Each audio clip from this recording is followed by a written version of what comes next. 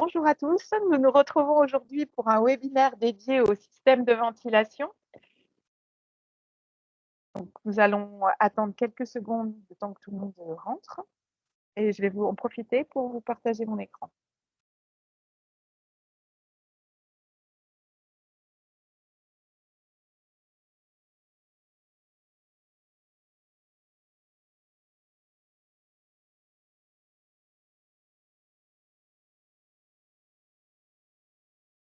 Donc, normalement, vous devez voir apparaître à votre écran en partage la présentation.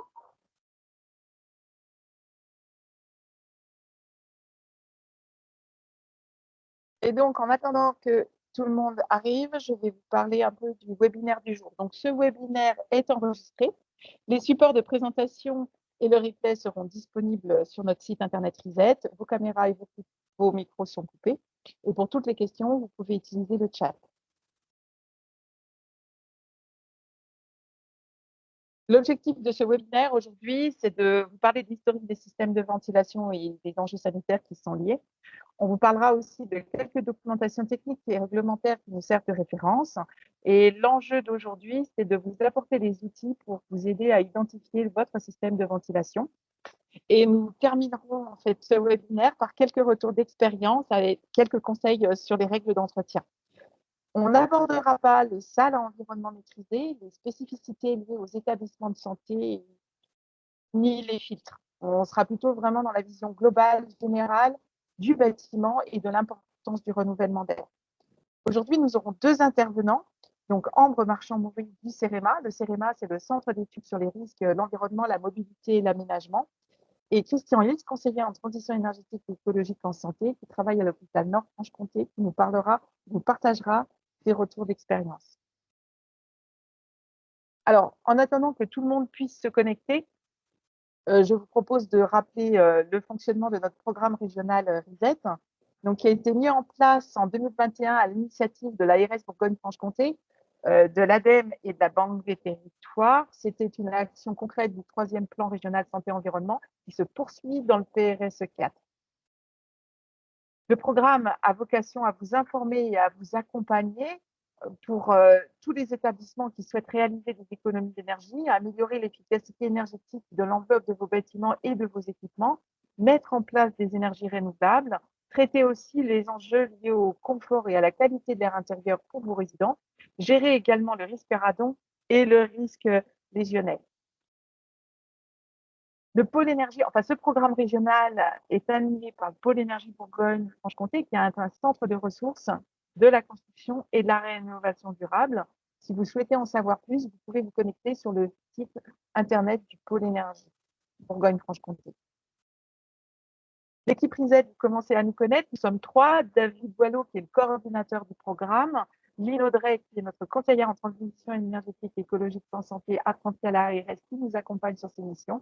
Et donc, moi-même, qui m'occupe plus spécifiquement des thématiques de santé au sein du bâtiment. Au sein du programme RISET, nous avons 6 grands domaines d'action en 2024, c'est-à-dire informer, vous accompagner dans le conseil, dans la construction de formations qui soient adaptées à vos besoins. Nous accompagnons également et nous testons avec des établissements lauréats d'un ancien appel à manifestation d'intérêt et nous essayons de construire des outils adaptés à vos besoins et nous coordonnons aussi le réseau des conseillers en transition énergétique et écologique en santé.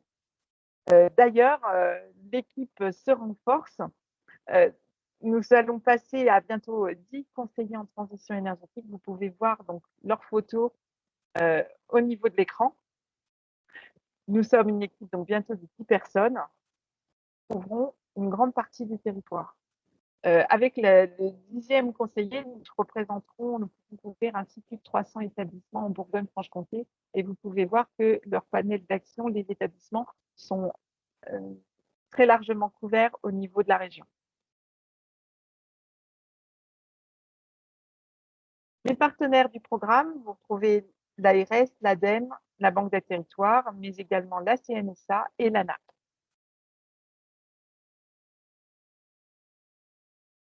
Si vous souhaitez en savoir plus donc, sur le programme RISET, allez sur notre site internet dédié que nous complétons au fur et à mesure, qui va s'enrichir au fur et à mesure des années. Alors maintenant, nous allons aborder donc les systèmes de ventilation. Je vais laisser la parole à Ambre Marchand-Maury, qui j'espère a pu nous rejoindre. Je vais couper le partage. Merci Ambre. Donc je vais te laisser la main. Donc pour Merci, nous Karine. réexpliquer donc les bases du fonctionnement d'un système de ventilation dans un bâtiment.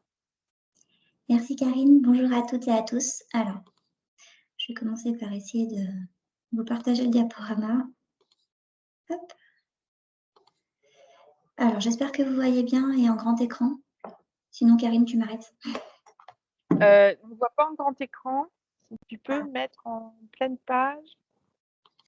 Je vais arrêter le partage et le refaire, du coup, peut-être. C'est surprenant. Alors.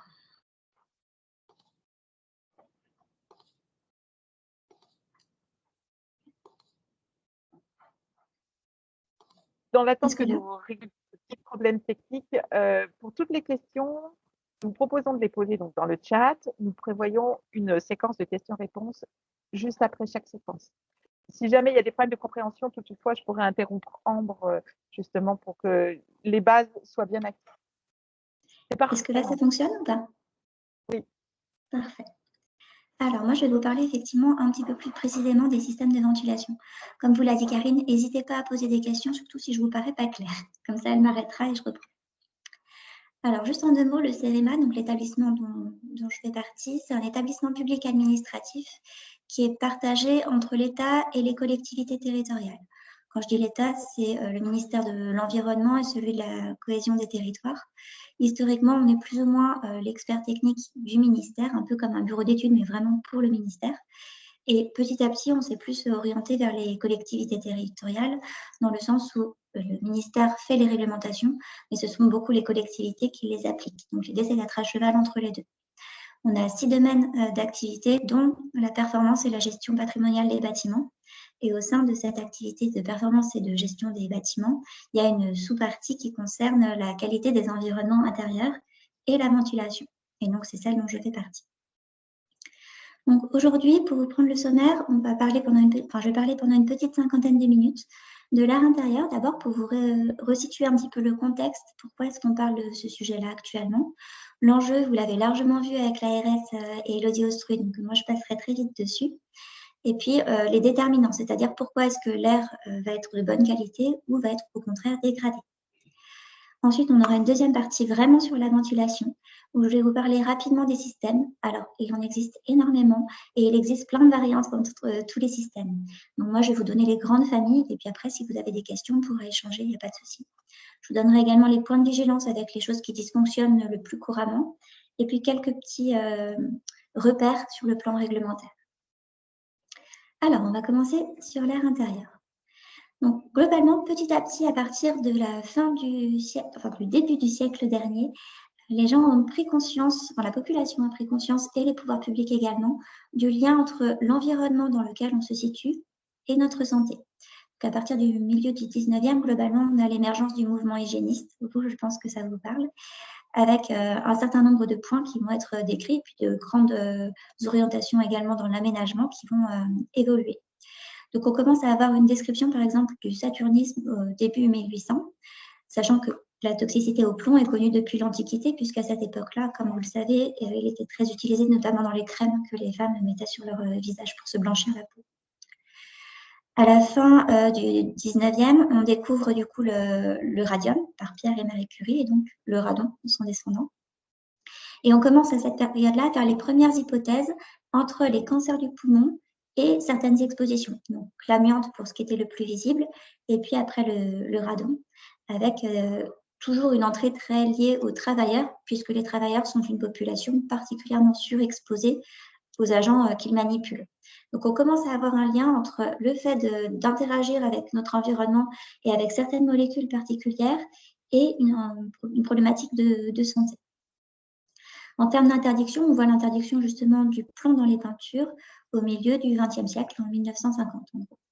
Pour juste vous donner un petit peu des repères, dans la campagne qui a été menée par l'Observatoire de qualité de l'air intérieur dans les écoles, en 2005, on trouvait encore par endroits de la peinture au plomb.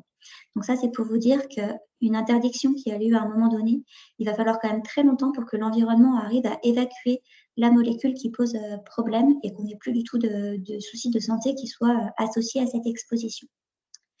Ça, c'était pour l'interdiction du plomb dans les peintures.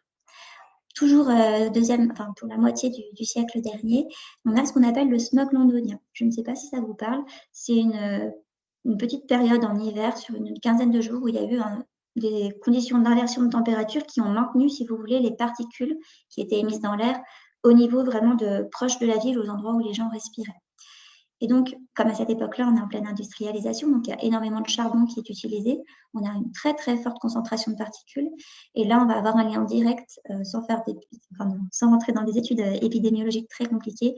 On se rend compte qu'on a beaucoup de morts en excès. Donc, la fourchette vous paraît très large, c'est normal. 4000, ce sont les estimations qui avaient été faites à l'époque. Ou encore une fois, ils n'avaient pas les outils statistiques qu'on a actuellement. Les dernières estimations tournent plutôt aux alentours de 12 000 morts en excès en 15 jours. Donc là, ça permet vraiment d'asseoir le lien entre l'air que l'on respire, en l'occurrence à l'extérieur, et les problématiques de santé qui peuvent en découler. Après, on a un gros événement qui va beaucoup changer la donne, notamment sur l'air intérieur. On va avoir le choc pétrolier dans les années 70, avec le moment où on va dire que finalement, l'énergie, il va falloir l'économiser et donc isoler nos bâtiments et garder l'énergie à l'intérieur. Je pense que ces préoccupations-là vous parlent, mais c'est le premier moment où on a commencé à se dire qu'il allait falloir faire quelque chose dans ce domaine-là. Et donc, à cette époque-là, effectivement, on s'est mis à isoler, mais sans considérer qu'il fallait renouveler l'air à l'intérieur du bâtiment. Et donc, on a vu apparaître ce que je vous ai mis à droite, ce qu'on appelle le syndrome des bâtiments malsains. Alors, ce syndrome, c'est un ensemble de plein de symptômes qui ne sont pas très spécifiques et qui peuvent varier d'une personne à l'autre, qui vont de l'irritation des voies respiratoires aux maux de tête, à une énorme fatigue. Donc, ce n'est pas très spécifique. Par contre, quand on commence à avoir plusieurs personnes qui souffrent de ces problématiques-là dans un bâtiment et qui n'en souffrent plus dès lors qu'elles sortent du bâtiment, ça va avoir tendance à incriminer le bâtiment en question. D'autant plus que c'est à une période bien donnée de l'histoire où on a commencé à voir apparaître ces problématiques. Toujours dans l'historique des réglementations, on a commencé par imaginer qu'il y avait peut-être un lien entre le cancer du poumon et puis l'amiante en 1906. En 1997, c'est clairement établi et on a une interdiction définitive de l'usage de l'amiante en France, quel que soit le domaine. Ça avait déjà été un petit peu restreint les années précédentes. 97, on n'a plus du tout d'amiante autorisée en France. Et au début du XXIe siècle, donc on arrive à un moment où finalement on se rend compte que l'air extérieur, on ne le connaît pas trop mal. On a une bonne idée des polluants qui peuvent se retrouver dehors, des concentrations, des sources d'émissions et de comment le gérer. Par contre, on prend conscience qu'en fait, l'air intérieur, on le connaît très très mal pour le coup. On ne sait pas trop ni ce qui se trouve dedans, ni est-ce que c'est problématique ou pas, et les ordres de grandeur de ce qu'on va pouvoir retrouver comme molécules. Dans ce cadre-là, les pouvoirs publics décident de créer un observatoire de la qualité de l'air intérieur, qu'on appelle OQAI, et que je vais vous reciter quelques fois plus tard, qui a vraiment pour objectif de fournir de la connaissance sur le sujet. En parallèle, on commence aussi à gérer un polluant spécifique, le radon, dont je vous avais évoqué le lien avec le cancer du poumon découvert au siècle précédent. Et donc, on va gérer ce radon qui ne pose souci que dans les espaces clos. Donc, on va avoir une réglementation à partir de 2002 dans certains ERP. Ce sont des obligations liées au Code de la santé publique. Et puis, dans les années 2010, on a les lois Grenelle qui apparaissent, avec notamment la surveillance de la qualité de l'air intérieur dans certains ERP. Les premiers ERP visés, c'était les écoles, puis les crèches, les centres d'accueil d'enfants de moins de 6 ans. Les lycées et les collèges les ont rejoints en 2020 et le dispositif a évolué en 2023. Et vous savez peut-être que les établissements médico-sociaux seront concernés en 2025. On n'a pas encore la teneur exacte des obligations afférentes à cette réglementation pour les établissements médico-sociaux, mais on sait qu'il est prévu qu'ils la rejoignent. Et puis, une autre réglementation intéressante, c'est la réglementation environnementale, RE 2020, qui fait suite aux réglementations thermiques, les RT, si vous en aviez entendu parler. Et donc, cette RE 2020 va imposer maintenant l'obligation de mesure à réception des systèmes de ventilation dans le logement et dans le logement spécifiquement neuf. Donc, c'est une toute petite partie du parc, mais c'est une grande nouveauté parce qu'on a des obligations d'avoir un certain nombre de mètres cubes qui sont renouvelés dans ce type de bâtiment depuis les années 80. et il aura fallu 40 ans pour avoir une obligation de vérifier que, effectivement, ces débits obligatoires sont bel et bien atteints. Donc voilà, vous voyez petit à petit que finalement, l'objectif des problématiques de santé, et puis au regard des problématiques et des enjeux de santé publique, parce que ça ne touche pas une personne, mais ça touche vraiment toute la population, la réglementation se met en place petit à petit pour essayer de protéger les individus. Alors, je vous ai dit qu'on avait pris conscience petit à petit, je vous ai montré quelques réglementations. Là, c'est pour vous montrer un exemple plus précis, celui de l'habitat neuf et de la ventilation dans l'habitat neuf. Donc, ça va vous permettre de voir comment ça a évolué au cours d'à peu près un siècle. Donc, début du siècle dernier, on est en plein dans le mouvement hygiéniste et on prend conscience que l'air, c'est important et que le renouvellement d'air a un lien vraiment important avec la transmission des maladies. Pour vous redonner le contexte, si toutefois vous ne l'aviez plus, on est en pleine épidémie de tuberculose à ce moment-là. Donc, on commence à parler à ce moment-là d'aération par pièce et d'aération ponctuelle. Donc, notamment dans les sanitaires, on va demander à pouvoir avoir une fenêtre pour pouvoir aérer. Dans les années 50, on passe de la notion d'aération ponctuelle à un endroit donné, notamment les sanitaires, à un moment précis, à une aération qui soit permanente, c'est-à-dire tout le temps. Et puis, dans les années 80, on va avoir des textes qui vont nous donner la notion de ventilation générale et permanente, c'est-à-dire qu'on ventile tout le logement en permanence, donc tout le temps, et puis avec une notion de balayage, c'est-à-dire que l'air, on va devoir contrôler dans quel sens il circule dans notre bâtiment. Alors ça, c'était pour le rappel historique, pour vous brosser un petit peu le contexte dans lequel on se situe. Maintenant, on a vu effectivement que petit à petit, il y a des réglementations qui se sont mises en œuvre. C'est évidemment pas pour le plaisir de réglementer, il y a une raison derrière tout ça, et notamment, c'est la question des impacts sur la santé. Donc, je vous ai déjà évoqué deux molécules qui ont des impacts bien connus pour la santé, donc le plomb et le radon, et puis l'amiante également. Donc, on a plutôt vu jusqu'à présent le côté cancérigène pour l'amiante et le radon. Maintenant, il y a plein d'autres effets sur la santé qu'on va pouvoir avoir. Je ne les détaille pas, vous avez eu le webinaire de l'ARS et il est disponible en ligne. Ce qui est important par contre que vous sachiez, c'est qu'il y a des populations plus vulnérables que d'autres. Et donc, je reviens là-dessus parce que c'est ce qui justifie la réglementation QAI dans les ERP. Cette réglementation vise en particulier les endroits, les ERP en l'occurrence, qui accueillent des publics sensibles. Donc, dans un premier temps, je vous ai dit, c'était tout ce qui était enfance et puis jusqu'au lycée. Et c'est pour ça que les établissements médico-sociaux vont rentrer également dedans, parce que les publics qui seront accueillis dans ces établissements peuvent être des publics un petit peu plus fragiles que la population générale. Alors ça, c'est un premier point. C'est la raison pour laquelle, in fine, il faut qu'on gère notre air intérieur. Maintenant, ce qui fait que cet air intérieur a un tel impact sur notre santé, ça va être deux éléments. Le premier, c'est ce qu'on appelle le budget espace-temps, c'est-à-dire le temps qu'on passe dans les différents milieux. On passe en gros minimum 80% de notre temps à l'intérieur, dans le mode de vie qui est le nôtre actuellement, jusqu'à 95% pour les jeunes enfants. Donc, globalement, évidemment, on respire beaucoup plus d'air intérieur que d'air extérieur, puisqu'on est beaucoup plus longtemps à l'intérieur et que vous aurez remarqué, comme tout le monde, que c'est difficile de rester en apnée. Ça, c'est un premier point. Le second point, c'est que notre air intérieur, d'une part, on le respire plus, mais d'autre part, il est plus pollué que l'air extérieur. Ça peut paraître contre-intuitif, parce que comme je vous l'ai dit, l'air extérieur, on le connaît depuis longtemps, il est très réglementé. Du fait qu'il soit réglementé, il est suivi. Et quand il y a des dépassements de certains seuils, il y a des actions à mettre en place au niveau de la population avec des alertes et c'est donc médiatisé. Donc, on en entend beaucoup plus parler. De ce fait, on a conscience que l'air extérieur est pollué. L'air intérieur, c'est évidemment plus complexe parce que c'est différent d'un bâtiment à l'autre.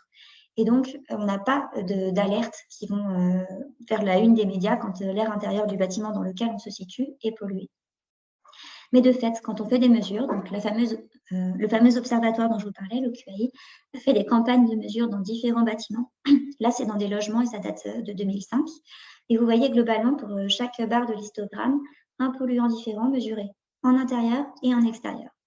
On voit deux choses. La première, c'est qu'il y a beaucoup plus de barres côté intérieur qu'extérieur. Donc, on retrouve beaucoup plus de polluants différents dans l'air intérieur que dans l'air extérieur. La seconde, c'est la hauteur des barres en question. Globalement, vous remarquez qu'il y a beaucoup plus que les concentrations sont bien plus élevées en intérieur qu'en extérieur. Les chiffres qui vous sont donnés sont en microgrammes par mètre cube et ce sont les médianes. Peu importe. Ce qui est important de voir, c'est la tendance, c'est de voir qu'effectivement, en intérieur, on a plus de polluants et des concentrations plus élevées. L'OMS donne un ordre de grandeur en disant que l'air intérieur est 8 fois plus pollué. Alors, pourquoi est-ce qu'il est plus pollué?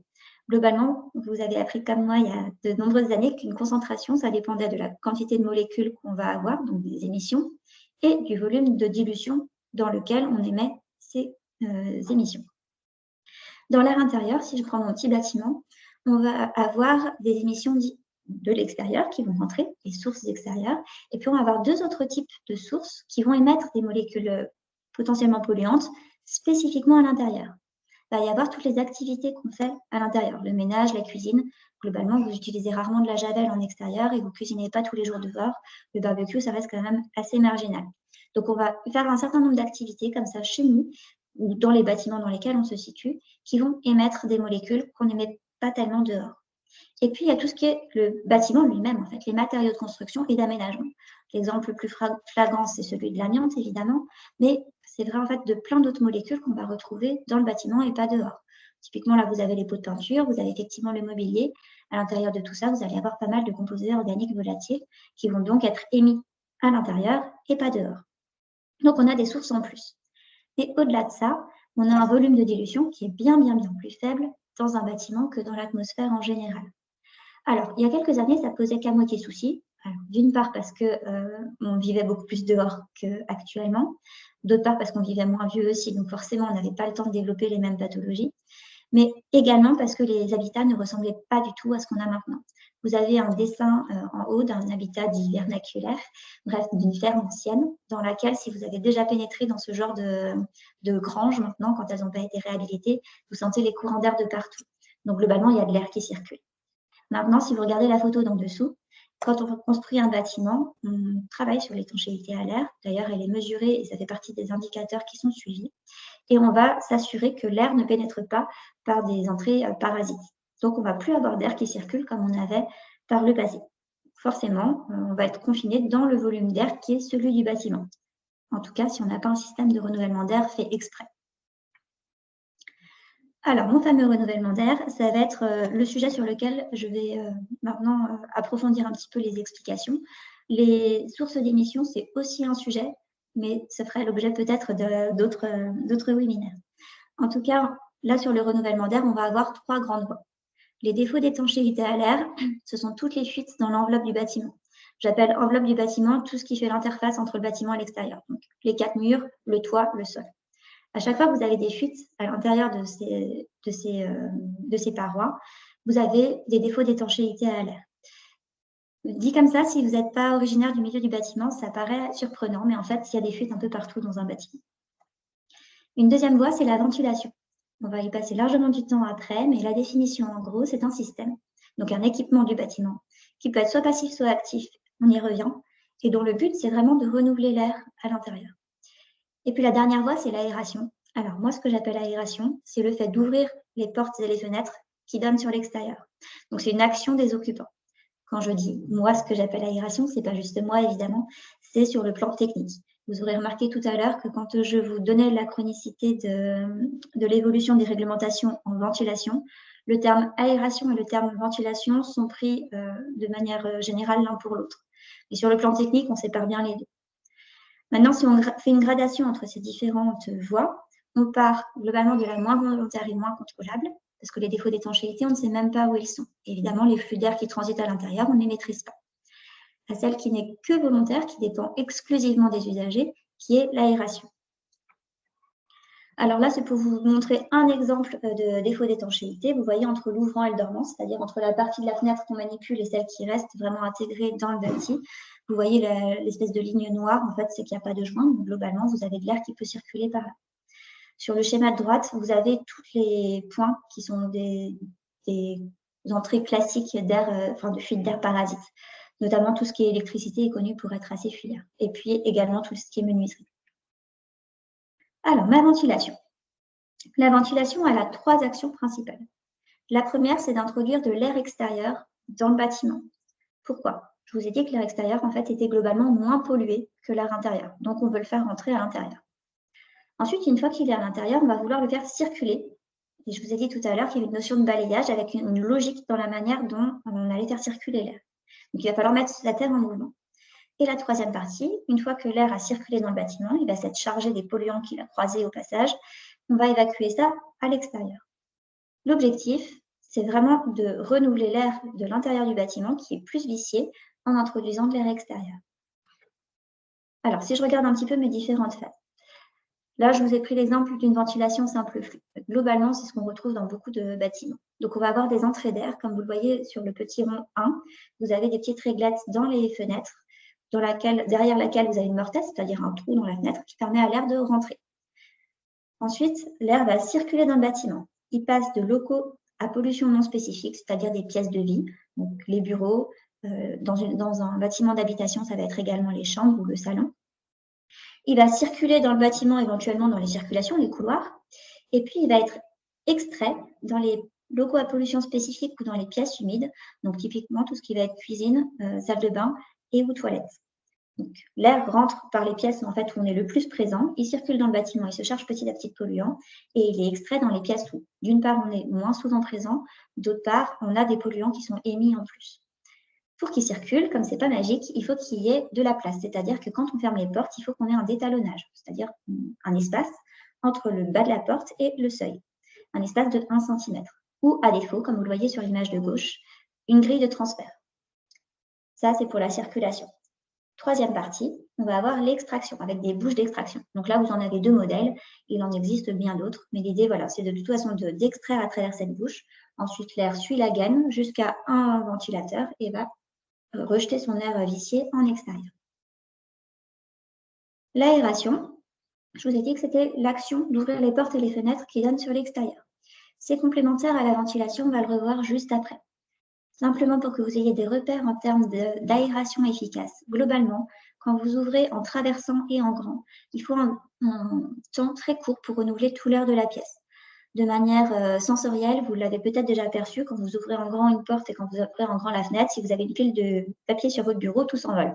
C'est une bonne preuve qu'il y a un bon renouvellement d'air. Ce n'est pas pratique pour les papiers, je suis d'accord.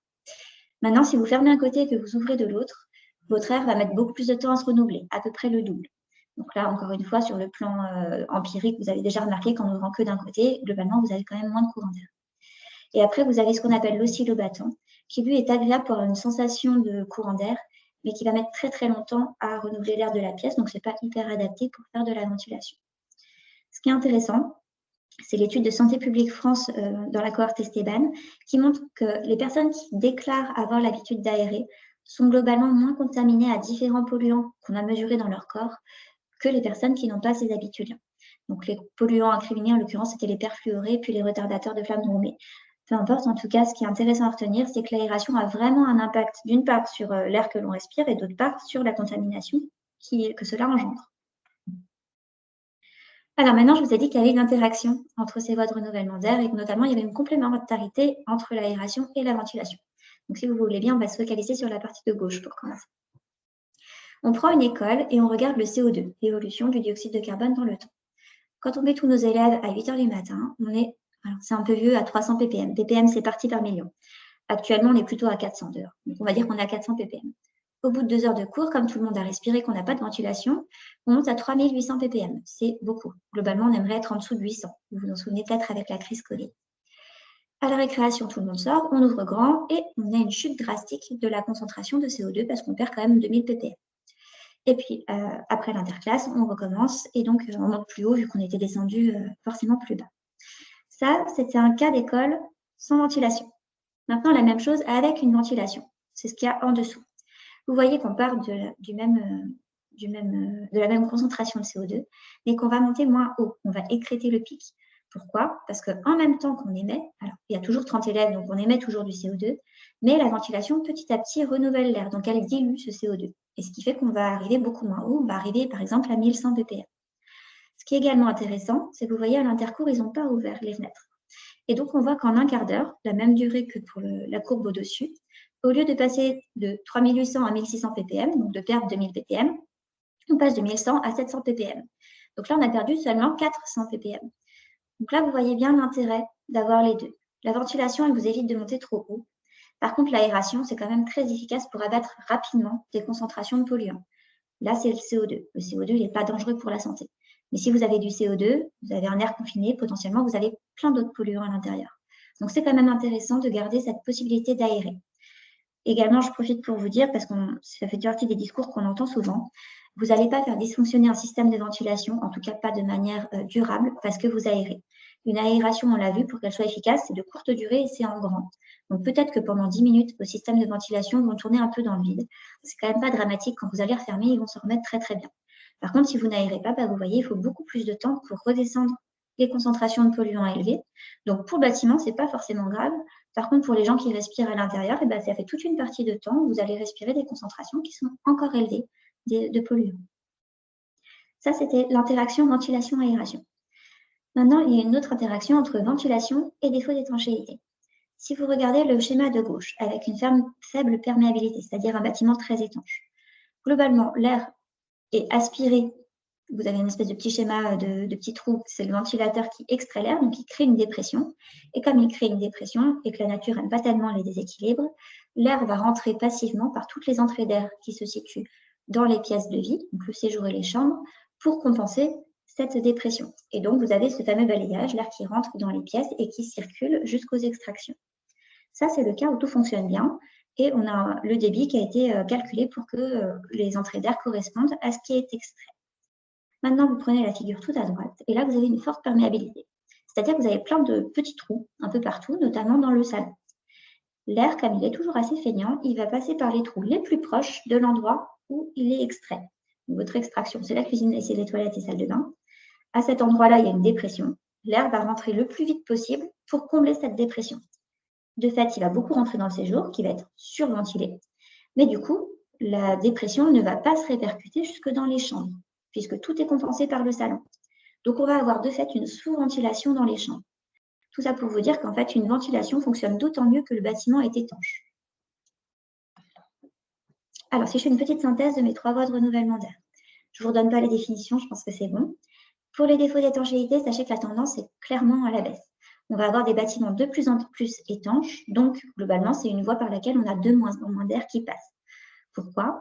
Parce qu'on tâche de maîtriser nos dépenses énergétiques. En vrai, pour l'air intérieur, ça peut être bien si on a un autre système de renouvellement d'air.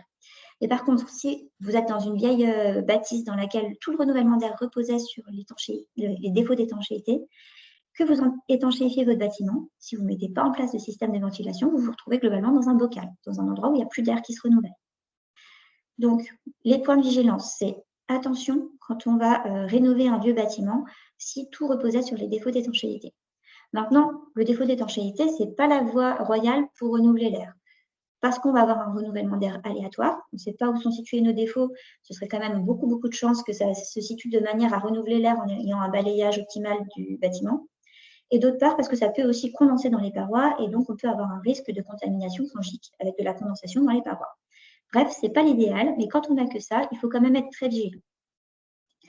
La ventilation, donc on revient sur les systèmes, c'est obligatoire dans le logement neuf. Voilà, donc dans le logement neuf, globalement, on est dans le cas entre guillemets idyllique chez nous. Par contre, pour tout le reste, donc le logement pas neuf, donc la rénovation, et puis tout ce qui va être tertiaire, c'est beaucoup moins cadré. Et en l'occurrence, dans le tertiaire, ça n'est même pas obligatoire dans le neuf.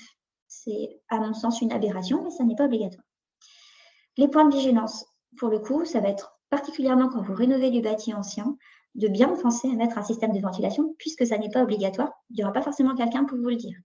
C'est important néanmoins parce que sinon, vous allez non seulement dégrader l'air intérieur et la santé des occupants, mais éventuellement le bâti aussi, parce que la première raison pour laquelle on a mis des ventilations historiquement, c'était quand même pour évacuer l'humidité. Trop d'humidité dans un bâtiment, ça fait de la moisissure, et la moisissure, elle est délétère même pour la structure du bâtiment.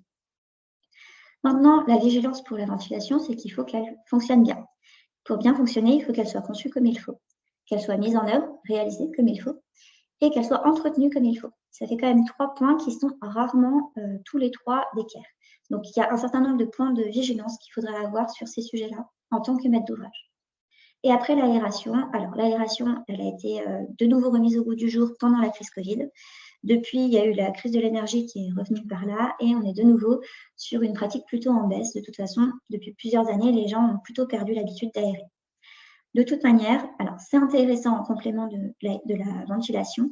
Néanmoins, compter sur l'aération exclusivement pour renouveler l'air d'un bâtiment, c'est quand même très joueur parce que même si vous sensibilisez les occupants de votre bâtiment, les occupants vont changer dans le temps et donc vous avez quand même un risque que finalement le bâtiment ne soit pas aéré comme vous l'imaginez. C'est pour ça que compter seulement sur l'aération dans le cadre d'un bâtiment tertiaire, c'est quand même pas une idée très adaptée. Voilà pour la partie aération. Pour la partie qualité de l'air. Maintenant, je vais partir plus sur la ventilation. Je reprécise ce que vous a dit Karine en introduction, c'est-à-dire que je parle de manière générale, pas pour des salles blanches, pas pour des salles qui font l'objet de réglementations spécifiques. Les principaux systèmes, on va les couper en deux familles. Il va y avoir la ventilation naturelle et la ventilation mécanique contrôlée. Naturelle, ça veut dire que, comme son nom l'indique, ça repose que sur des phénomènes naturels. On ne mécanise rien du tout. Donc, ce qui va permettre de renouveler l'air, c'est toujours de toute manière des systèmes de pression-dépression. Qu'est-ce qui va faire question de pression-dépression dans la nature? Ça va être le vent. Donc, il va y avoir un effet simplement de vent, de tirage éolien. Et puis, ça va être les différences de température. Vous avez déjà remarqué que globalement, l'air chaud a tendance à monter. Donc, globalement, ça va faire plutôt un appel d'air au niveau du bas du bâtiment. Et si vous avez un conduit un peu haut, avec une grande différence de hauteur, ça va avoir tendance à aspirer l'air et donc à renouveler l'air de cette manière-là. Voilà pour la ventilation naturelle. Maintenant, on a des ventilations mécaniques contrôlées que j'appellerai pour la suite VMC. Il peut y avoir simple flux, double flux.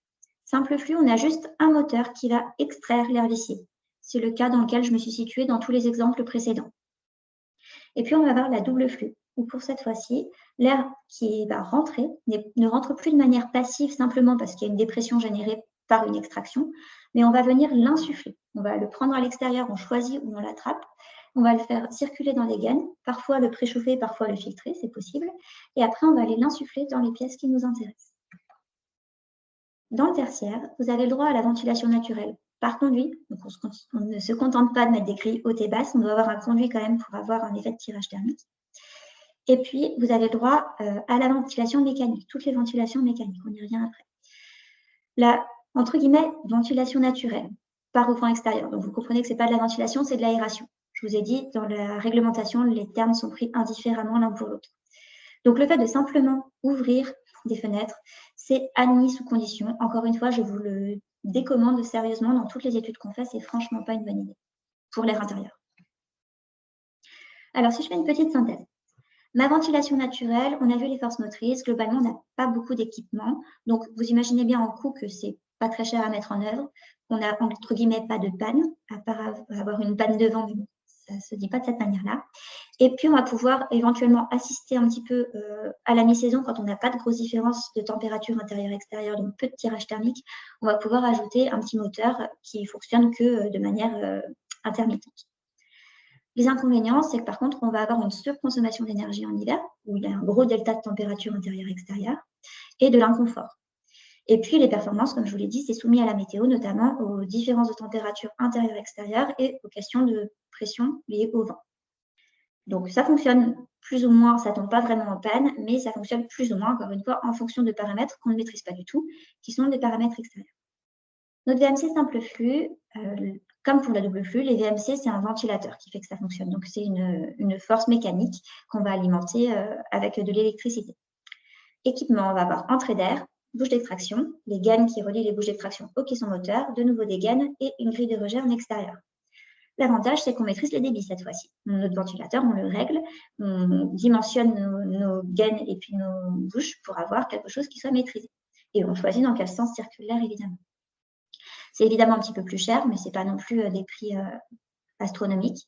Ça demande de l'entretien, parce qu'il va falloir nettoyer tout ce petit bazar. Ça va être présenté dans la présentation suivante.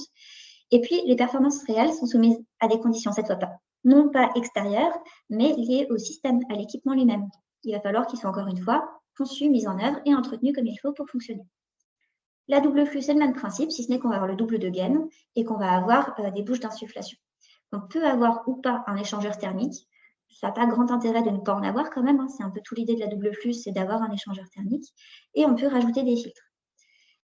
Donc, on va pouvoir éventuellement traiter l'air entrant aussi. On aura des meilleurs résultats en énergie puisqu'on récupère les calories de l'air vicié. Attention, les calories. Moi, je ne parle pas de recyclage de l'air. Par contre, ça coûte évidemment beaucoup plus cher, c'est plus difficile à mettre en œuvre, notamment dans du bâti ancien, et puis ça demande plus d'entretien. Encore une fois, pour que ça fonctionne après, il va falloir que ce soit conçu, mis en œuvre et entretenu. Alors, les principaux défauts qu'on va avoir. Il y a des défauts de conception ou de mise en œuvre sur chantier. Pour qu'on ait un bon balayage, vous avez bien compris le principe, c'est qu'il faut éloigner l'entrée d'air de l'extraction pour que l'air circule entre les deux. Donc, globalement, pas le schéma que vous voyez en haut à gauche, celui qui est barré en rouge, où vous avez l'entrée d'air juste à côté de l'extraction. Là, vous avez renouvelé 1 mètre carré d'air sur l'ensemble de votre pièce, peut-être 1 mètre cube, on va dire. La partie à droite, par contre, correspond à ce qu'on veut. Donc ça, c'est schématique. Et si vous regardez à droite, vous voyez que ce sont des choses qu'on repère réellement dans les bâtiments. Je vous invite à regarder éventuellement chez vous ou dans les bâtiments que vous fréquentez. C'est quand même pas si rare de voir une entrée d'air juste à côté d'une extraction. Et puis, donc, la photo que vous avez à droite, c'est une bouche d'insufflation à côté d'une bouche d'extraction. C'est presque rigolo, sauf que encore une fois, c'est une photo, donc c'est quelque chose qu'on voit en vrai. Et vous vous doutez bien que là, ça ne sert à rien du tout. Ça, c'est pour où on prend l'air et où on le rejette. Maintenant, il y a aussi une question entre les deux de trajectoire de gaine. La première image que vous avez, votre gaine, elle est complètement coupée par une solive qui passe dessus. Donc là, l'air ne passe pas à travers. C'est comme tout à l'heure, je vous disais, il me faut un détalonnage sous une porte. Une gaine, il faut qu'elle soit sur toute sa section, sur toute la longueur. Sinon, l'air est bloqué. La deuxième photo, vous avez des espaces de circonvolution. Et là, vous avez de la perte de charge à chaque fois. En plus, vous avez des points bas, donc vous avez de la condensation. Bref, tout ça, ce n'est pas du tout conforme aux bonnes pratiques. Et la photo de droite, alors elle pourrait faire le pendant de la photo que vous avez en haut avec la bouche d'insufflation et la bouche d'extraction. Là, c'est le rejet d'air vicié à l'extérieur qui est situé juste à côté de la prise d'air neuf, donc à l'extérieur. Du coup, il y a un recyclage qui va forcément se faire. Normalement, le règlement sanitaire départemental demande à ce que ce soit espacé de 8 mètres. Là, vous voyez bien qu'on ne les a pas. Alors, pour vous donner un ordre de grandeur de la problématique à l'heure actuelle, dans le logement neuf, sachant que le logement neuf, je vous ai dit, c'est le cas idyllique où on a une réglementation et on a des gens formés. On a quand même 50% de non-conformité à réception des systèmes de ventilation. Donc, vous imaginez bien qu'en rénovation et dans le tertiaire, c'est probablement bien pire que ça. Donc, pendant le chantier, encore une fois, il y a des vigilances à avoir, ne serait-ce qu'en termes de stockage. On bouche nos gaines, on met des bouchons pour éviter qu'elles se contaminent et qu'elles se salissent avant même de rentrer en service. Pareil, je vous ai dit qu'on avait des modules d'entrée d'air et que de l'autre côté, on avait des mortelles, c'est-à-dire un trou pour que l'air circule. Il y a une façon de le percer. Vous voyez qu'il y a une section qui doit être respectée. Si on fait des petits trous à la perceuse, évidemment, on n'a pas la section. Je vous ai également dit qu'il fallait que l'air puisse circuler sous les portes. Faites le test chez vous ou dans les bâtiments que vous occupez. Très souvent, vous n'avez pas 1 centimètre pour que l'air passe. Alors maintenant, en termes de réglementation.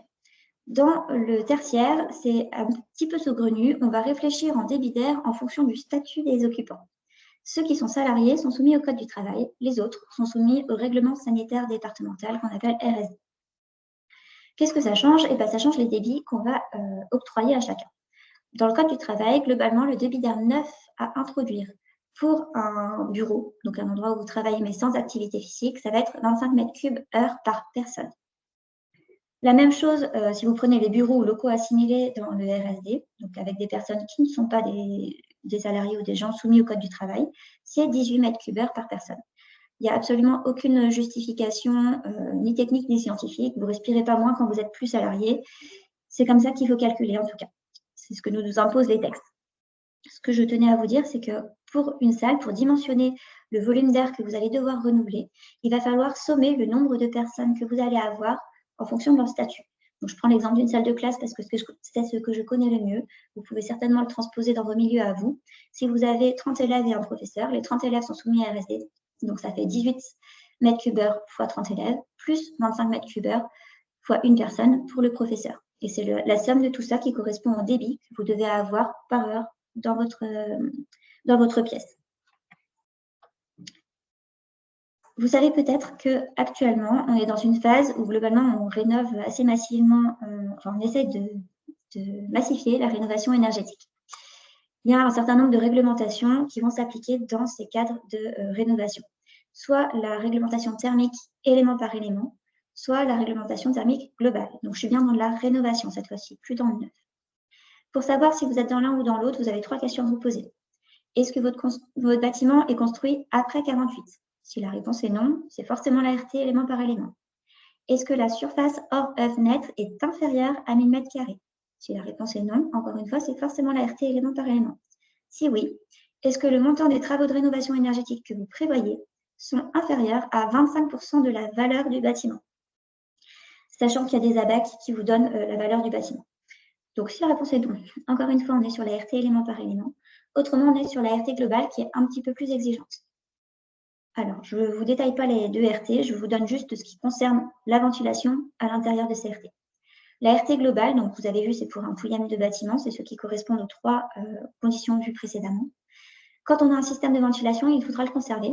Mais s'il n'y en a pas un, il faudra mettre en place un système qui assure un renouvellement d'air à minima. Ça veut dire à minima des entrées d'air dans les pièces de vie ou une ventilation générale et permanente.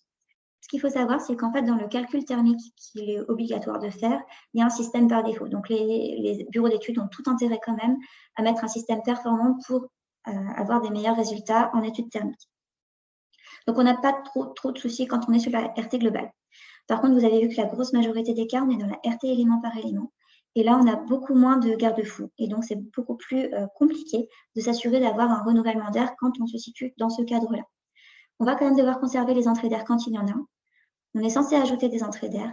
Mais par contre, on n'est pas obligé de mettre en place un système de ventilation et vous n'êtes pas défavorisé si vous n'en mettez pas un en place.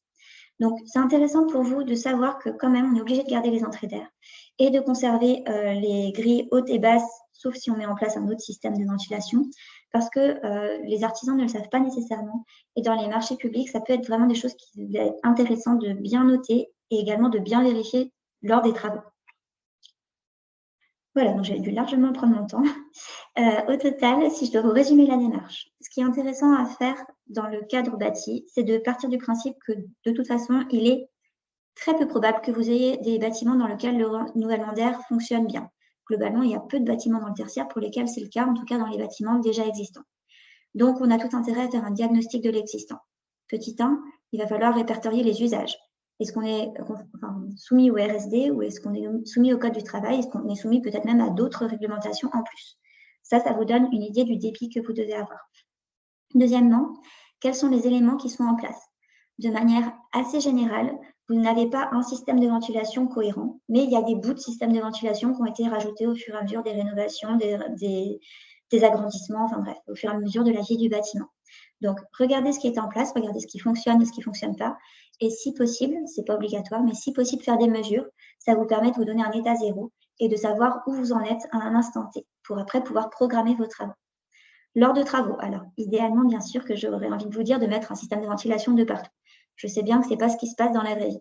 Par contre, vous allez probablement avoir des travaux à faire dans les années à venir, en tout cas pour tous ceux qui sont soumis au décret tertiaire. Et il y a quand même un certain nombre de bâtiments qui sont soumis au décret tertiaire.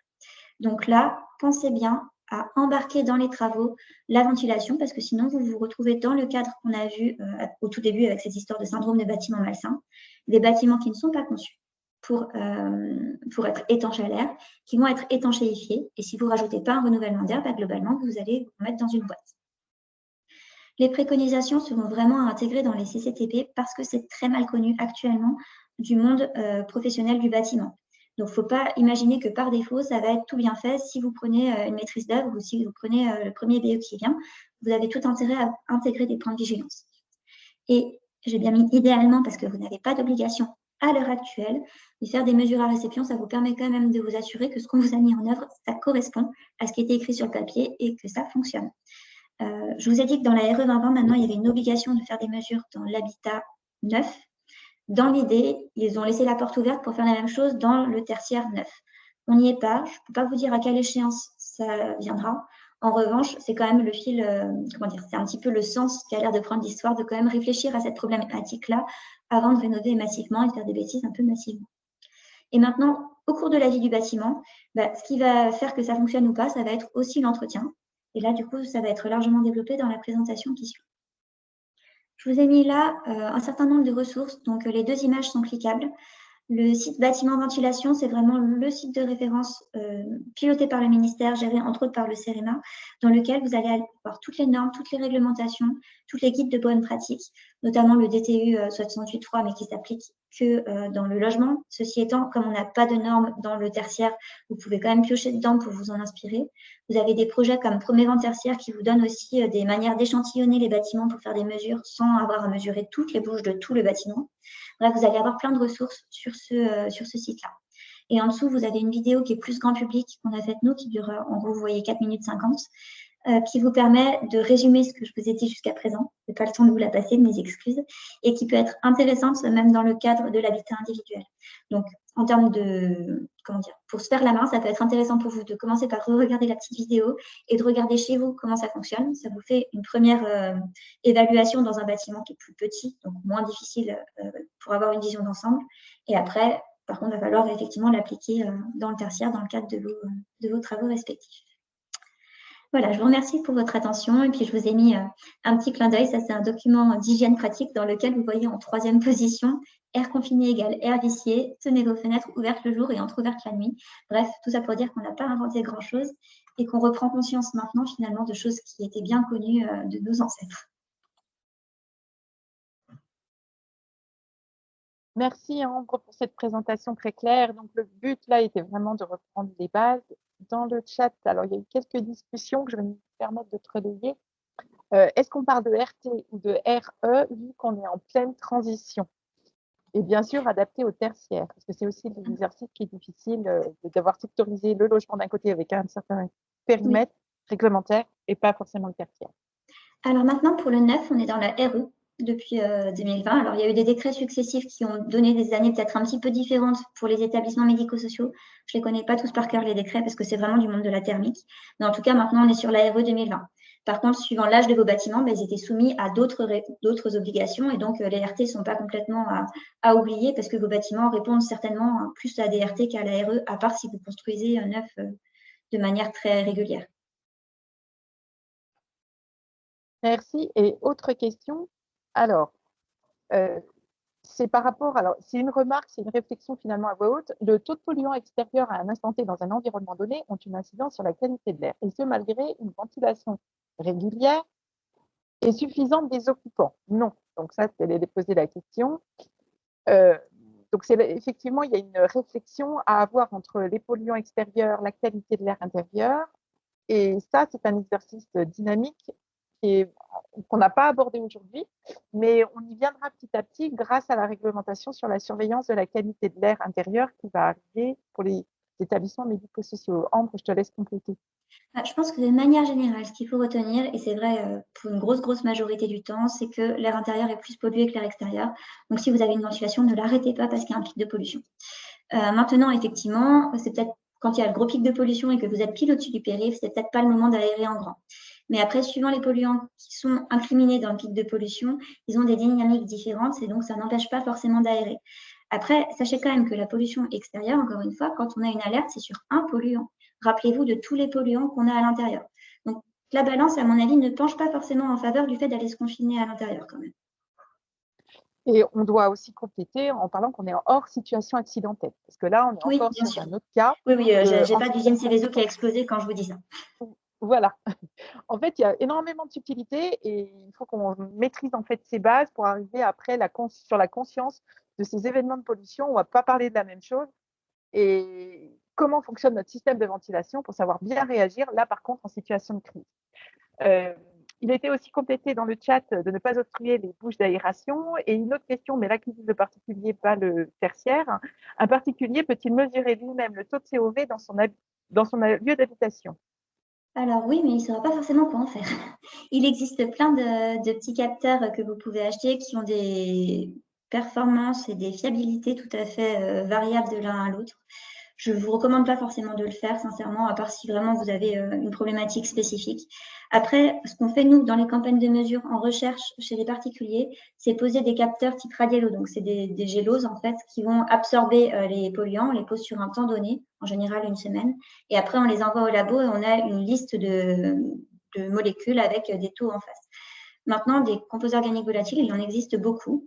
On n'a pas forcément d'effet sanitaire pour chacun, on n'a pas forcément de valeur seuil pour chacun. Donc, ça peut vite être un moyen de se noyer.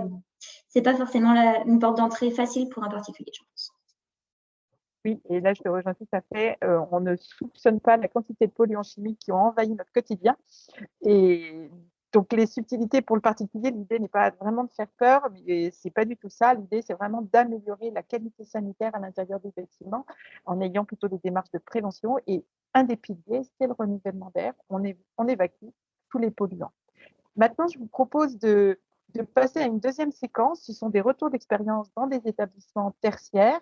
Donc, je vais vous partager la présentation donc, de Christian Hills et qui doit pouvoir nous rejoindre en direct en allumant sa caméra et son micro.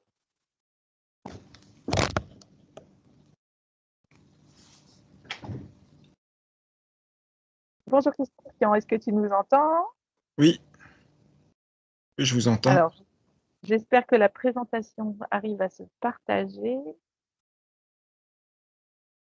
Voilà, normalement, vous devez l'avoir affichée.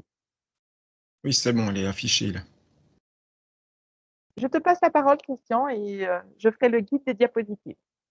Oui, donc du coup, c'était vous faire un petit peu une explication concrète de ce qu'on peut retrouver dans des établissements. Donc c'est plus un retour d'expérience de ce qu'on a déjà pu constater sur différents bâtiments médico-sociaux. Donc ce qu'on peut conseiller pour compléter un peu ce qui a été dit avant, c'est qu'il faut faire un état des lieux de vos bâtiments. Donc savoir identifier quel type de ventilation est en place. Alors surtout le faire bâtiment par bâtiment parce qu'on peut retrouver différentes générations ou de types de ventilation. Ensuite, ce qu'il faut aussi essayer de retrouver via les services techniques, c'est les plans des réseaux. Parce que ça permet de faciliter quand vous allez faire des relevés ou les faire. Tout dépend si vous avez la compétence en interne ou pas. Donc relever les débits d'entrée d'air et puis d'extraction. Donc ça, je sais que je l'ai fait sur un établissement où avec un appareil de mesure, on mesure les débits extraits et puis après on regarde un peu, c'était de la simple flux, on fait un relevé des entrées d'air par des grilles sur les fenêtres. Ce que vous pouvez aussi demander, c'est lors des audits énergétiques, quand vous en faites faire, c'est le recensement des équipements. L'auditeur, lui, pour pouvoir faire un rendu correct, il relève les équipements, notamment leur puissance, et souvent ils prennent la fiche signalétique en photo pour savoir ce qu'il en est. Donc ça, vous pouvez redemander aussi ces éléments si vous n'avez pas forcément fait ce relevé en interne. Ensuite, donc voilà, ce qu'il faut quand même rappeler, c'est que le renouvellement d'air, il est pour les usagers, mais aussi pour assurer le bon fonctionnement des appareils. Alors là, on a mis chaufferie, cuisine, la sécurité gaz, mais ça peut aussi être sur des problématiques spécifiques comme la ventilation adaptée pour le radon ou des pièces spécifiques. Donc, par contre, ce qu'il faut bien faire, c'est ne pas oublier de vérifier que ça fonctionne toujours. Parce qu'on a aussi un cas de figure pour traiter du radon. Et il faut être sûr que la ventilation qui a été mise en place fonctionne toujours. Voilà. Du coup, Karine, tu peux passer la slide. Donc, toujours dans les états des lieux, vérifier le contenu du contrat. Parce qu'on s'aperçoit que ça peut être sous-traité à une entreprise, mais pas forcément réalisé. Donc voilà, ça va bien faire attention à tout ça. Nous, on a eu le cas, donc on s'est retrouvé avec quelques difficultés, et puis au final, c'était prévu dans le contrat. Donc l'entreprise a été sollicitée et a fait le nécessaire pour reprendre son retard.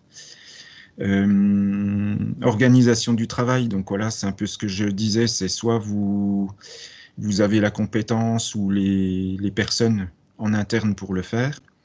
Donc voilà, ce qu'il faut, c'est bien transmettre entre les équipes et puis donc les informations, réaliser son autocontrôle et puis suivi des évolutions techniques et réglementaires. Donc du coup, ça s'impose au maître d'ouvrage de bien suivre tout ça pour rester dans la réglementation et puis voir les évolutions. J'ai eu le cas aussi par expérience d'installation d'horloges sur la ventilation. Donc ça rejoint tout à fait ce que disait Ambre, hein, surtout ne pas le faire parce que du coup vous arrêtez votre ventilation et en plus cette ventilation, alors c'est un peu cocasse mais ça avait été mis en place pour parce que la ventilation faisait du bruit. Donc c'était pendant la période d'occupation du site. Et puis le soir, c'était remis en route alors qu'il n'y avait plus personne dans l'établissement. Donc voilà, c'est ça vraiment des petites choses à vérifier, mais qui existent. Donc intégrer les résultats d'activité volumique de radon, si elles sont disponibles. Voilà, parce que si vous travaillez sur cette problématique et que votre établissement est dans une zone critique, voilà, donc bien toujours garder les éléments pour retravailler sur des actions à mettre en œuvre derrière, quoi. Voilà. Tu peux changer de slide. Après, donc, on aborde un petit peu la simple flux, les différents types de VMC, mais ça rejoint ce que disait Ambre. Donc, vérifier l'état des mortaises, parce qu'on peut se retrouver, comme il y a une sorte de petit ami à l'intérieur, qu'avec les années, elle se bouche. Donc, on pense qu'on a du débit, mais ça passe pas. Donc, il faut voilà, vérifier tout ça. Elle nettoyer régulièrement. Vérifier le bon fonctionnement de l'extraction. Ça, donc, voilà, vous pouvez vous dire, vous entendez le moteur, mais par contre, il peut y avoir une courroie, et puis que cette courroie soit cassée. Donc, voilà, faire toujours, si vous le faites en interne, à vérifier par vous-même, ou si c'est sous-traité, que l'entreprise vérifie bien tout ça, et vous dise bien que c'est toujours fonctionnel. Et puis autrement, si vous mettez, par exemple, des GTC ou GTB en place, mettre un pressostat de défaut qui pourrait vous remonter justement à une perte de pression, ou en tout cas de débit, et qui vous donnerait une alerte sur votre GTC. Voilà. Si tu peux passer. Donc ça, c'est les règles de base d'entretien. C'est un exemple là, la photo, assez parlante. Donc nettoyage des bouches d'extraction, ça c'est très important. Contrôle des débits pour vérifier l'équilibre entre les arrivées et les extractions. Alors on a aussi fait un travail sur un établissement de recroiser les données avec le DOE pour réadapter au plus juste les débits, déjà par rapport à la théorie initiale. Et puis, quand tout est bien nettoyé, que les filtres sont changés, eh bien, on peut être gagnant aussi en termes d'économie d'énergie, puisque les moteurs vont tourner à leur régime nominal et pas à des vitesses supérieures pour compenser toutes ces pertes de charge. Voilà, slide suivante. Donc ça, c'est quelques images, mais bon, ça rejoint tout à fait ce qu'a pu dire Ambre tout à l'heure. Donc les mortaises dans les volets, donc à vérifier leur vacuité. Les portes, bon là on voit pas très bien, mais le détalonnage des portes. Et puis que les bouches soient bien nettoyées, bouches d'extraction. Voilà, slide suivante. VMC double flux, donc on est toujours dans la même logique. Nettoyage des bouches, insufflation, donc ça change par rapport à la VMC simple flux, mais insufflation et extraction une fois par an, toujours conseillé comme ça. Vérifier le bon fonctionnement des moteurs, ça rejoint la simple flux dans le même état d'esprit. Remplacement des filtres, donc ça, il y a quelques années, les fabricants préconisaient une fois par an.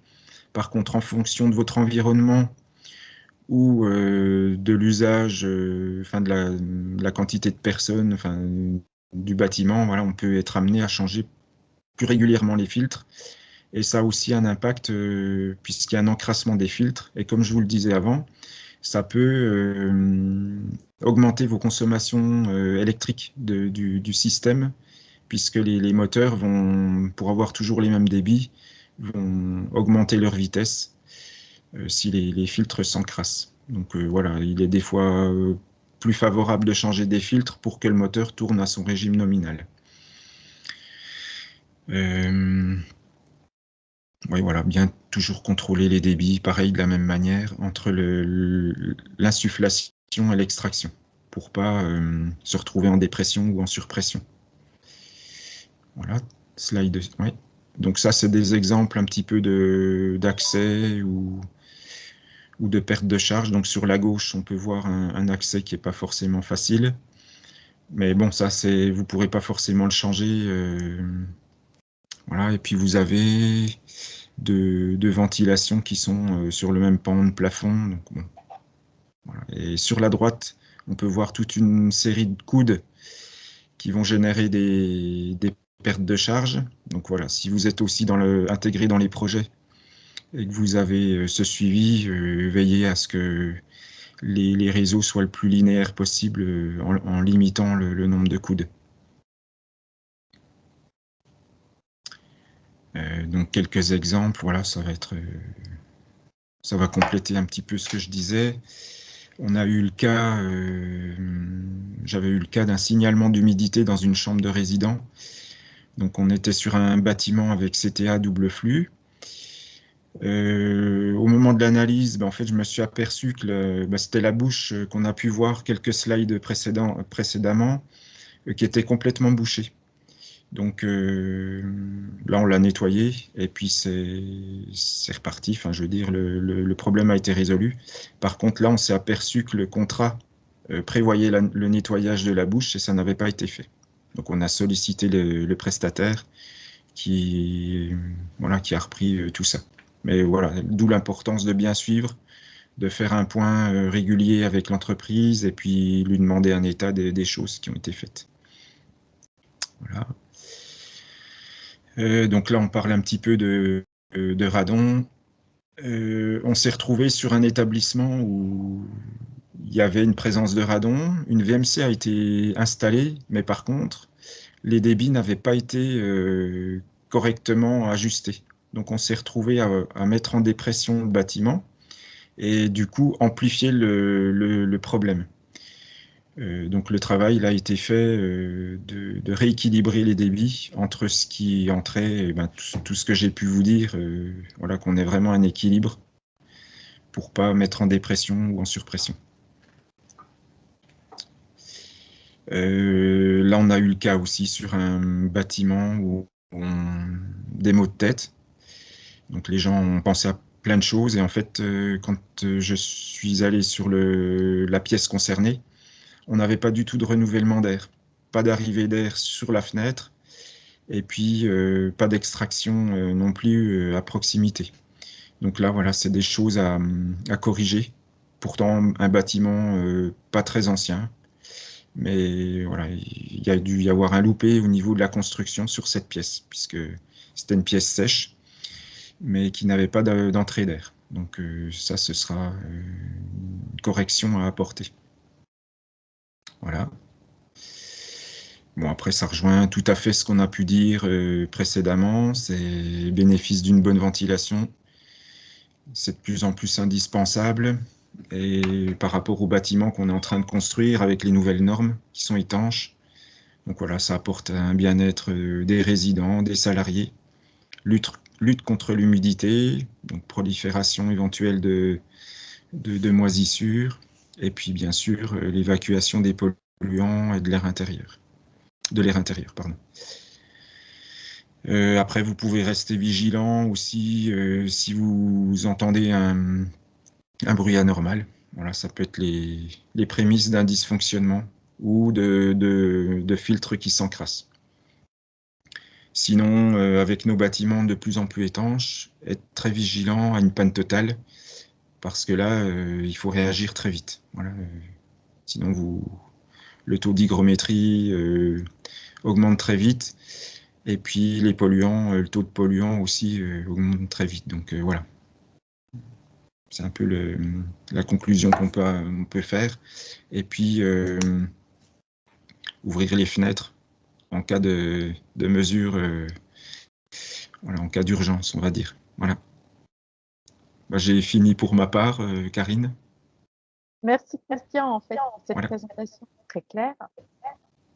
Je vais te transférer, je vais évoquer quelques questions du chat, si ça a suscité des Je questions. n'ai pas pris le temps de les regarder. Attends, je vais te les dire en direct. Alors, il y avait une question de ne pas arrêter la ventilation. Est-ce valable pour une CPA en cuisine? Alors, la cuisine est un lieu spécifique qu'on n'a pas abordé là, Mais Alors par vas-y. contre, ce qui peut se passer, alors cuisine, si c'est une ventilation pour les occupants, il faut la laisser.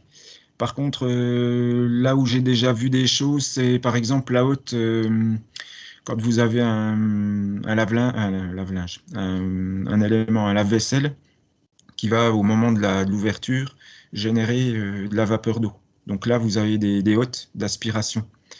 Donc celle-là, il faut qu'elle puisse se déclencher au moment de l'ouverture. Donc souvent, c'est une action manuelle ou sur détection, mais c'est plutôt manuel. Et par contre, ce qu'il faut aussi, là où il faut être vigilant, c'est que vous ayez bien une amenée d'air de compensation. Parce que certaines fois, elles ne sont pas présentes, ou alors elles ont été obstruées. Et là, du coup, il peut y avoir un inconfort au niveau des salariés qui travaillent dans cette pièce. Donc, il faut laisser en fonctionnement, pour répondre, voilà, il faut laisser en fonctionnement, dans tous les cas, la ventilation pour les humains. Après, si c'est pour le process de la cuisine ou d'une laverie, il faut adapter en fonction de la génération d'humidité, quoi, enfin, de vapeur d'eau. Mais il faut qu'il y ait une compensation qui se fasse. Merci Christian en fait pour cette précision. C'est vrai que là on l'a peut-être pas trop abordé, mais dans la méthode, il est vraiment important d'avoir en tête que la ventilation, quel que soit le système, c'est un équipement qui doit être remis en adéquation avec les usages et avec des actions ponctuelles. Et là, en fait, dans le webinaire, on précise des généralités qui revient à chaque établissement d'adapter à son cas particulier. Lorsqu'on a des conseillers en transition énergétique et écologique en santé comme Christian, c'est vrai que ça va aider parce qu'en fait, il faut être sur place parce qu'il y a peut-être des éléments qu'on n'a pas vus, qu'on n'a pas pensé à dire parce que chaque bâtiment est particulier. Donc, c'est cet exercice aussi qui est difficile de bien penser aux usages, si on est dans des locaux spécifiques ou pas. On n'a pas évoqué les normes, on n'a pas évoqué les filtres, on n'a pas évoqué les dispositifs des CTA ou la problématique de l'air recyclé dans certains bâtiments qui ne sont pas forcément appropriés en fonction des usages. Je reprends dans le chat. Une remarque, un complément a été apporté de prévoir des mesures des taux d'humidité dans les locaux avec enregistrement sur une semaine idéalement pour compléter l'état des lieux. C'est vrai que l'humidité, c'était aussi une des vocations des systèmes de renouvellement d'air, d'enlever cette humidité que l'être humain aussi va dégager. Donc, on a les process et on a aussi les occupants. Dans les questions, alors dans les points aussi qui ont été signalés, d'autres établissements manifestement ont le même problème d'avoir des prestataires qui disent avoir fait une prestation sans forcément la faire. Donc, on ne peut qu'attirer votre vigilance sur le fait de bien regarder vos contrats, qu'ils comprennent. Donc, pour compléter, alors c'est des questions qui sortent un petit peu peut-être des établissements sanitaires, mais en immeuble collectif, les occupants sont souvent confrontés au bruit de fond de la VMC simple flux. Un propriétaire peut-il équiper ses bouches d'un système plus silencieux ou le proposer au syndic pour l'ensemble des lots? Est-ce que tu sais, Christian? Là, ça fait un peu référence au travail que je faisais avant, mais souvent, dans le collectif, on pouvait se retrouver avec des débits qui n'étaient pas forcément équilibrés, même au niveau de l'extraction. Donc, on pouvait avoir un logement qui était proche du moteur d'extraction, puis qui avait des débits plus importants que celui qui était plus éloigné. Mais ça, en fait, ça pouvait être réglé par la mise en place de registres de réglage. Et c'est pas forcément, les anciennes installations n'étaient pas forcément équipées de tous ces éléments-là. Donc, ça permettait pas forcément d'équilibrer. Alors, je sais qu'il peut y avoir, pour atténuer le bruit, par exemple, sur les nouveaux systèmes de simple flux hygroréglables, vous pouvez avoir des atténuateurs au niveau des entrées d'air aussi, qui atténuent un peu le bruit d'une voie de circulation, enfin d'un axe routier éventuellement. Sur les extractions, c'est moins évident parce qu'il faut déjà contrôler votre débit pour voir si vous n'êtes pas en dérive, quoi, en fait, par rapport à l'extraction de la pièce. Ça peut déjà être à contrôler, quoi. Merci, Christian, pour ce complément. Et dernière question, en plus des bouches d'extraction, faut-il prévoir un nettoyage des conduits d'extraction? Ah, ça, c'est une question qui est un peu compliquée. Parce que il faudrait. ce qui a lancé, on est toujours confronté au moment où on va nettoyer les conduits, c'est comment on va gérer tout ce qu'on va extraire. Il y a des sociétés spécialisées qui le font, ça a un coût. Là, par exemple, sur un établissement, on aimerait le faire, mais par contre, c'est du conduit annelé. Et l'entreprise ne veut même pas s'y risquer. Voilà, ça risquerait de tout abîmer, parce que c'est pas du rigide. Donc voilà, c'est toujours compliqué de lancer un nettoyage. Normalement, il faudrait le faire, mais c'est adapté aussi. Et ça coûte assez cher. Et oui, Parce que, et c'est adapté en fonction de ce que vous avez dans l'existant. Parce que même pour oui, l'entreprise intervenante, c'est une prise de risque qui ne vaut pas le coup de prendre le risque oui, lorsqu'on part sur des bâtiments, je ne vais pas dire mal conçus, mais conçus avec un certain modèle de raisonnement à une époque, sans oui, forcément avoir la vision de l'entretien et de l'exploitation. Parce oui, qu'effectivement, dans la construction, on sépare vraiment la construction d'un là projet, maintenant. Mm. il est livré, et ce n'est pas forcément ceux qui l'ont conçu qui l'occuperont et qui devront l'entretenir. Donc, un projet en amont, on réfléchit justement en tant que maître d'ouvrage à cette vision plus long terme des équipements, leur accès, est-ce que c'est facilement, Mm. est-ce qu'on peut les entretenir ou pas.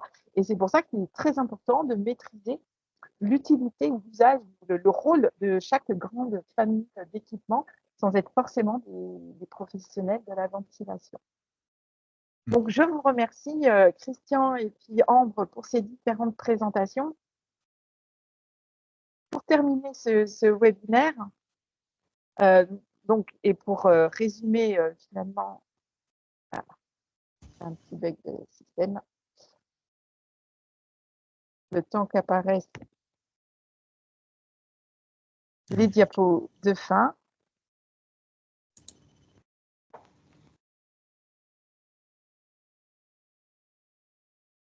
Donc, ce webinaire avait pour vocation de rappeler juste les bases avant d'aborder la transition énergétique, car vous l'avez compris, si on rend les bâtiments étanches à l'air sans se préoccuper du renouvellement d'air, on risque de développer des bâtiments malsains à grande échelle. Aujourd'hui, ce qui nous importait, c'était de vous apporter des clés de méthode pour que vous puissiez regarder vos établissements, voir ce qui existe, d'où vous partez, justement pour repartir sur de bonnes bases et intégrer cette composante dans tous vos projets de rénovation ou peut-être de futurs projets de construction. Pour s'entraîner sur des volumes simples, c'est vrai que souvent on recommande de prendre des volumes dédiés au logement. L'exercice est assez facile. Quand on sait le faire sur du logement, on sait en général, enfin, on comprend la complexité qu'on va avoir dans des bâtiments tertiaires qui ont des surfaces beaucoup plus importantes. Donc, vous l'avez compris, l'important, c'est déjà disposer des plans du bâtiment, des réseaux, donc à recouper avec l'âge du bâtiment pour comprendre son époque de construction avec les recommandations à un moment donné, d'identifier le système de renouvellement d'air, parce que même là, l'exercice n'est pas toujours facile, s'il a été rajouté après son époque de construction initiale, et puis de voir si ces systèmes de ventilation ont donc des usages spécifiques pour une problématique de radon, une salle contrôlée, par exemple dans des établissements sanitaires, des cuisines. Donc là, on va recroiser ces indications vraiment avec l'usage, et on doit vraiment avoir une adéquation entre l'équipement et l'usage, et avec ou sans cadre réglementaire, vous l'avez compris. Le but aussi de ce webinaire, c'était aussi d'attirer votre attention, de bien vérifier le fonctionnement de ces équipements de façon réelle, notamment en mesurant, lorsque c'est possible, les flux d'air entrants et sortants. Et ces informations de la réalité, de les recouper si vous disposez encore des documents théoriques. Cela peut vous alerter finalement sur les écarts entre ce qui était prévu, préconisé, réellement mis en œuvre et comment aujourd'hui l'équipement fonctionne. L'idée, c'est que vraiment, dans les établissements sanitaires et médico-sociaux, vos bâtiments disposent d'un système de renouvellement d'air qui fonctionne réellement, en adéquation avec vos usages. Il existe un certain nombre d'outils. Vous avez le site de la MAPES, donc, qui est de la mission d'appui à la performance des établissements et services sanitaires et médico-sociaux, qui est l'équivalent du programme OZET, mais là pour les Pays de la Loire. Ils ont défini aussi des fiches méthodes sur ces enjeux-là. j'ai recité en fait le site bâtimentventilation.fr où là vous avez un outil, une plateforme qui capitalise de nombreuses informations dédiées aux équipements de la ventilation. J'aurais pu rajouter effectivement le site aussi Jurabat qui devient Batisphère, où là il y a une dimension un peu plus globale où on va reprendre les enjeux liés à la qualité de l'air intérieur. Je modifierai le diaporama pour vous rajouter ce site et aussi sur les problématiques liées au radon. Vous pouvez retrouver d'ailleurs l'année dernière les 2 replays sur la problématique radon, sur la problématique qualité de l'air intérieur, justement pour recouper ces enjeux avec des polluants spécifiques. Et en fait, à travers ce webinaire, comme nous l'avions évoqué l'année dernière, on commence à vous préparer et à construire des outils en vue de la future réglementation sur la surveillance de la qualité de l'air intérieur qui va viser donc les établissements médico-sociaux. Il y aura un volet évaluation annuelle des moyens d'aération et des systèmes de ventilation qui sera donc à reproduire chaque année. Donc, l'exercice est beaucoup plus simple aujourd'hui dans la réglementation parce qu'on va juste apprendre à identifier, mais nous, ce qui va nous intéresser, c'est la réalité et on veut que ces dispositifs fonctionnent. Donc, je vous en remercie d'avoir participé à ce webinaire. Si vous souhaitez poser encore quelques questions, c'est possible. Sinon, je vous souhaite un bon appétit et nous nous retrouverons pour de prochaines sessions de webinaire, notamment même la semaine prochaine pour les aides financières. Merci. Je vous souhaite à tous une bonne journée. Je vois que le chat est apparu. On est un conseiller en transition énergétique pour tous les sujets. Des moyens humains seront-ils mis en place pour la qualité de l'air intérieur? Alors, bonne question. Aux dernières nouvelles, cela n'est pas prévu. Mais bon, après, les choses peuvent évoluer, hein, donc il faut peut-être faire remonter ces besoins. En tout cas, nous, on essaiera de vous apporter au mieux des outils pour vous aider, pour vous accompagner au niveau du programme Vivet. Mais c'est un vrai sujet, on se rend bien compte de la nécessité des moyens. Nous vous souhaitons à tous donc une très bonne journée et on se retrouvera pour un prochain webinaire. Merci, au revoir.